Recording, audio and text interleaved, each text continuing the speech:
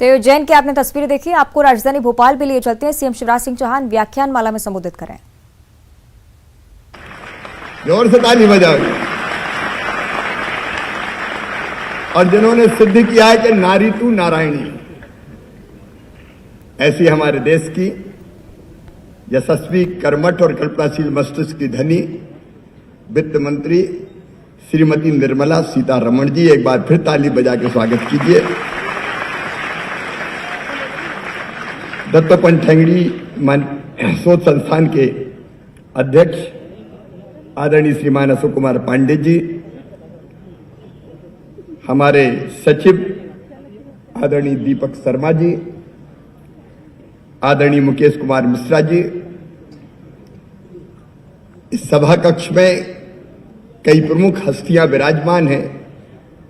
ऐसे सभी आदरणीय वरिष्ठगण, मेरी बहनों, भाइयों, भांजे, भांजियों, दोनों हाथ जोड़ के आप सबको प्रणाम, आप सबको नमस्कार। भारत अत्यंत प्राचीन और महान राष्ट्र है। 5000 साल से ज्यादा तो ज्ञात इतिहास है हमारा। दुनिया के विकसित देशों में जब सभ्यता के सूर्य का उदय नहीं हुआ था, तब हमारे यहां वेदों की ऋचाएं रच दी गई थी। दुनिया को ज्ञान का प्रकाश देने वाला भारत, दूध और घी की नदियां जहां बहती थी, सोने की चिड़िया जो कहलाता था, और जब विकसित देश ये कहते थे कि हमारा विचार ही सही है, तब भारत के ऋषियों ने मंत्र दिया, एकम सद विप्रा बहुधा वदंती। संयुक्त राष्ट्र संघ बना द्वितीय विश्व युद्ध के बाद, लेकिन भारत ने हजारों साल पहले कह दिया था, एवं निजम पराबेत्ति गणना लघु चेतसा मुदार चरिता नाम तू वसुदैव कुटुंबकम। अद्भुत देश हमारा। और सचमुच में अगर थोड़े पीछे चले जाएं, 2200 साल का अगर हम गुलामी का कालखंड छोड़ दें, तो भारत का स्थान सभ्यता, संस्कृति और आर्थिक व्यवस्थाओं में भी सर्वोपरि सबसे ऊपर रहा है। मैं कुछ आंकड़े देख रहा था। 11वीं सदी में वैश्विक जीडीपी में भारत की हिस्सेदारी 30 से लेकर 33% तक हुआ करती थी। ये सच है, आंकड़े हैं। मुगल काल में आर्थिक सांस्कृतिक दमन के बाद भी जीडीपी में 25% योगदान होता था हमारे देश का, भारत का। यह मुगल काल की बात कर रहा हूं। लेकिन अंग्रेजों के आने के बाद ब्रिटिश काल में हमारा योगदान जीडीपी में घट के रह गया 4%, और 1970 आते आते गिर के रह गया केवल 3%। लेकिन आज ये भारत का सामर्थ्य है, आर्थिक सामर्थ्य, कि प्रधानमंत्री नरेंद्र मोदी जी के नेतृत्व में एक बार हम फिर आगे बढ़ रहे हैं और वैश्विक अर्थव्यवस्था में हमारी भागीदारी 9.5% तक पहुंच गई। वैश्विक जीडीपी में भारत की हिस्सेदारी 30 से लेकर 33% तक हुआ करती थी। ये सच है, आंकड़े हैं। मुगल काल में आर्थिक सांस्कृतिक दमन के बाद भी जीडीपी में 25% योगदान होता था हमारे देश का, भारत का। यह मुगल काल की बात कर रहा हूं। लेकिन अंग्रेजों के आने के बाद ब्रिटिश काल में हमारा योगदान जीडीपी में घट के रह गया 4%, और 1970 आते आते गिर के रह गया केवल 3%। लेकिन आज ये भारत का सामर्थ्य है, आर्थिक सामर्थ्य, कि प्रधानमंत्री नरेंद्र मोदी जी के नेतृत्व में एक बार हम फिर आगे बढ़ रहे हैं और वैश्विक अर्थव्यवस्था में हमारी भागीदारी 9.5% तक पहुंच गई है। दत्तोपंत जी के चरणों में प्रणाम। राष्ट्र ऋषि, भारतीय संस्कृति, जीवन मूल्य, परंपराएं, ये महापुरुष याद आते हैं। दीनदयाल जी, दत्तोपंत जी, जिन्होंने केवल हमें नहीं भारत को तो दिशा दिखाई। आजादी के बाद हमने पश्चिम का ध्यानीकरण किया, कम्युनिज्म का प्रभाव, समाजवाद और कई बात पूंजीवाद की तरफ पूरा झुकाव। लेकिन निर्मला देवी जिसमें तीसरे रास्ते की बात कर रही थी, तीसरा रास्ता, और सचमुच में उसे अगर दीनदयाल जी के शब्दों में कहते एकात्म मानव दर्शन, और दत्तोपंत जी ने भी कहा कि व्यक्ति का संपूर्ण विकास चाहिए, आधा अधूरा और अधिकतरा नहीं, संपूर्ण विकास और संपूर्ण सुख उसको मिलना चाहिए। ऐसी समाज और राज्य व्यवस्था चाहिए। और संपूर्ण सुख की अगर आप बात करते तो पश्चिम ने मनुष्य को केवल शरीर माना, और शरीर मान के कह दिया कि बड़ी आसान बात है व्यक्ति को सुखी करना है, रोटी कपड़ा मकान दे दो, भूख लगे भोजन, प्यास लगे पानी, घूमने को गाड़ी, रहने को मकान, बीमार हो जाए तो इलाज, गर्मी हो तो एसी, सर्दी हो तो हीटर, चढ़ने के लिफ्ट जैसा दीदी बताती थी अभी, ये सारी सुख सुविधाएं कर दो, मनुष्य सुखी हो जाएगा। लेकिन दीनदयाल जी ने भी कहा, दत्तोपंत जी ने भी कहा कि मनुष्य केवल शरीर नहीं, शरीर है इसलिए शरीर का सुख तो चाहिए, यह नैसर्गिक आवश्यकता है रोटी कपड़ा, लेकिन इसके साथ मन का सुख भी चाहिए। संपूर्ण सुख मतलब मन का सुख, बुद्धि का सुख भी और आत्मा का सुख भी। मैं उसके बहुत विवेचन में आज नहीं जाऊं, लेकिन तीसरे रास्ते में उन्होंने कहा केवल व्यक्ति का सुख नहीं चाहिए, व्यक्ति सुखी हो और संपूर्ण सुखी हो, पूर्ण विकसित हो, लेकिन व्यक्ति की भी ड्यूटी है वो समाज के लिए अनुशासित हो, अपनी ड्यूटी और कर्तव्य का भी पालन करे। तो उन्होंने व्यक्ति की बात की, उन्होंने समाज की बात की, व्यक्ति, परिवार, समाज, राष्ट्र, और केवल नहीं राष्ट्र से आगे बढ़ के प्रकृति की बात की, सृष्टि की बात की, परमेश्वर की बात की। और जब दीदी जब बता रही थी कि दत्तोपंत जी ने कहा कि प्रकृति का शोषण करो, दोहन करो, शोषण मत करो। शोषण और दोहन में अंतर है। अगर आम के पेड़ में फल लगे तो फल तोड़ के खा लो, ये दोहन है, लेकिन कुल्हाड़ी लेके पेड़ ही काट दो, ये शोषण है। और ये दत्तोपंत जी के विचार आज भी प्रासंगिक है, और उन विचारों को उन्होंने कृति में परिवर्तित करके एक ने अनेक संस्थाओं की रचना की। और दीदी ने कई विचारों को आपको बताया, मैं उसके विस्तार में नहीं जाऊंगा, लेकिन उसी मार्ग पे चलते हुए आज मुझे याद आ रहा है एक नरेंद्र स्वामी विवेकानंद जी कभी कहा था, याद करो जो विवेकानंद जी को पढ़ते हैं, और उन्होंने कहा था कि महा निशा का अंत निकट है, सुदीर्घ रजनी समाप्त हो जान पड़ती है।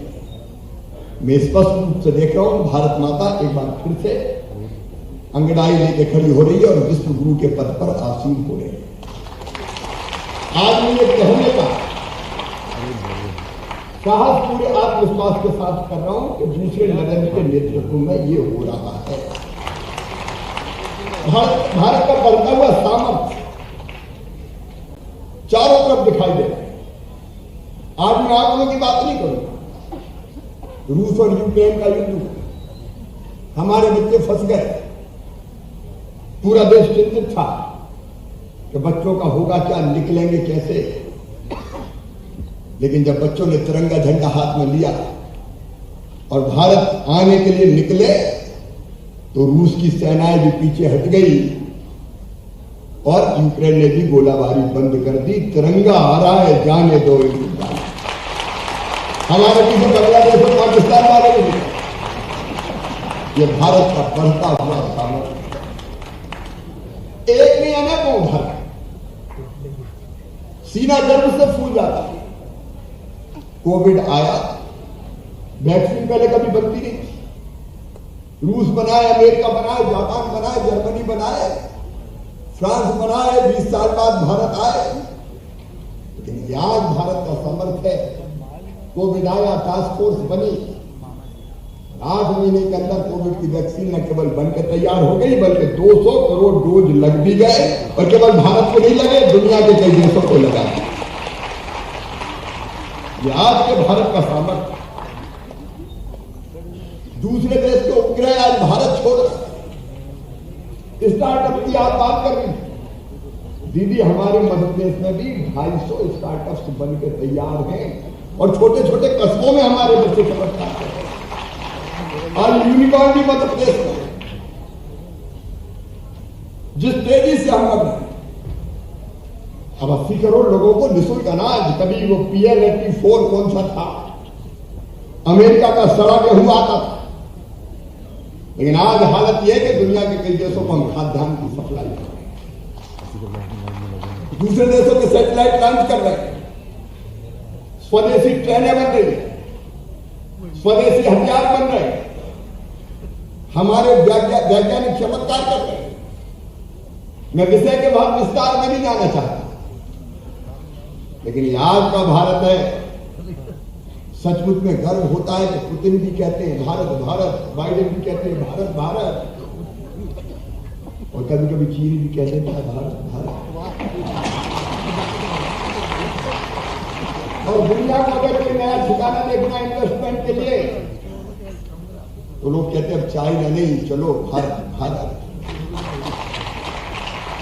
कभी पिछले मैं तो 2014 के पहले भी विदेशों में गया हूं। जब हम भारत की बात करते थे, मैं तकलीफ के साथ था, तो लोग कहते थे भ्रष्टाचार और घोटालों वाला था, वहां हो क्या सकता है। कोई मान नहीं था, कोई सम्मान नहीं था, कोई इज्जत नहीं थी।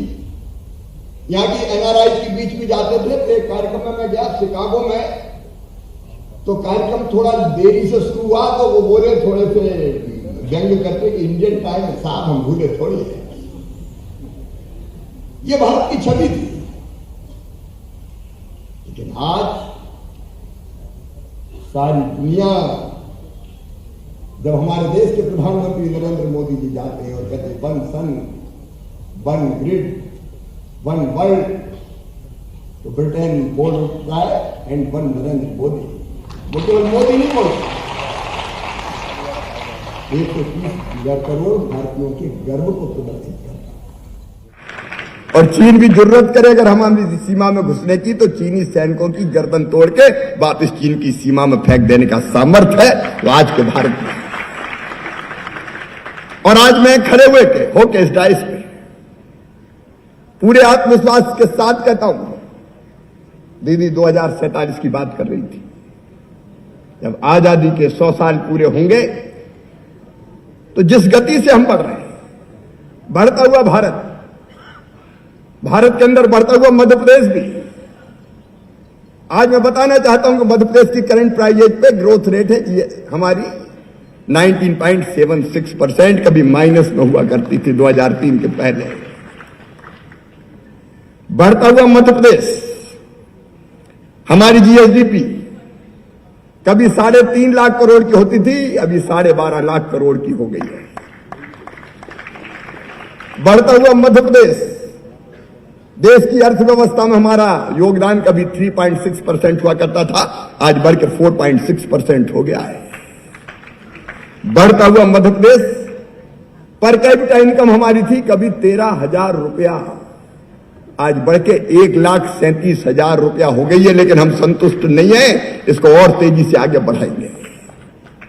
आत्मनिर्भर भारत के लिए आत्मनिर्भर मध्य प्रदेश। प्रधानमंत्री जी ने कहा $5 ट्रिलियन की इकोनॉमी बनाएंगे 2026 तक भारत को, तो दीदी मध्य प्रदेश ने तय किया $5 ट्रिलियन के लिए $550 बिलियन की इकोनॉमी हम बना के देंगे। प्रदेश बढ़ेंगे तो देश बढ़ेगा। और जिस तेजी से हर क्षेत्र में हम बढ़ रहे हैं, मैं पूरे विश्वास के साथ कहता हूं 2047 में भौतिकता की अग्नि में दग्ध विश्व मानवता को शांति, शाश्वत शांति के पथ का दिग्दर्शन अगर कोई कराएगा तो वो अपना भारत कराएगा, हमारा महान राष्ट्र एक बार फिर से विश्व गुरु के पद पर आप आसीन होगा। ये बढ़ता हुआ सामर्थ्य हमारा। मैं हमारी वित्त मंत्री जी यहां पधारी, उनका एक बार फिर मध्य प्रदेश की जनता की ओर से, आप सबकी ओर से हृदय से स्वागत करता हूं, अभिनंदन करता हूं। और सच में आप ये मत कहिए कि आप कमजोर हिंदी बोलती है, आपकी हिंदी इतनी अच्छी है कि एक एक शब्द सबको बेहतर समझ में आया है।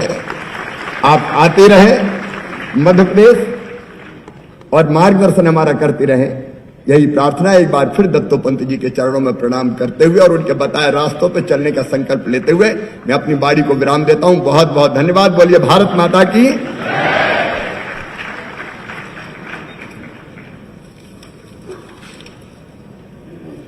बहुत बहुत आभार माननीय मुख्यमंत्री जी, आज के अध्यक्षीय उद्बोधन में भारत के सामर्थ्य से संबंधित अनेक सूत्रों को आपने हमारे सामने रखा।